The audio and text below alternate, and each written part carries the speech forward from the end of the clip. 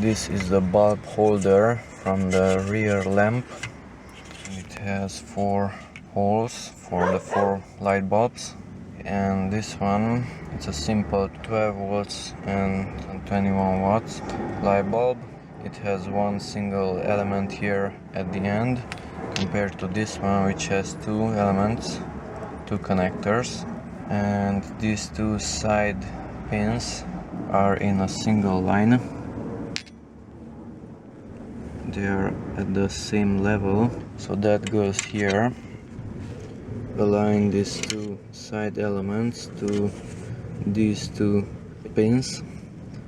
Insert, push down and rotate, and that's it. To take it out, push down, rotate to the left and take it out.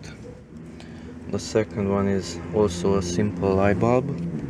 This one, the same procedure, push down and rotate to the right. Now comes this one, the turn signal, which is orange. And if you notice, it has one connector here, but these 2 side pins are not in the center. They're a bit above center, and you can see it here also. It's not here and here, but up there. Let's position it that way with those 2 pins up, and it enters. If I put it the other way, then it simply won't fit. So let's put it this way, push in and rotate. And this one has 2 connections here at the bottom, plus this one is higher than the other one.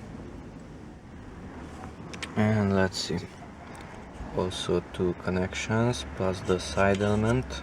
All of them are 21 watt light bulbs, 21 watts. But this, since it has 2 connectors, it has 2 filaments, 2 wolfram or tungsten filaments. Okay, and let's see.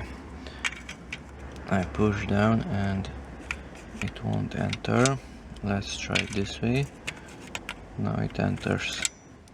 So the one on the left is lower, the one on the right is higher.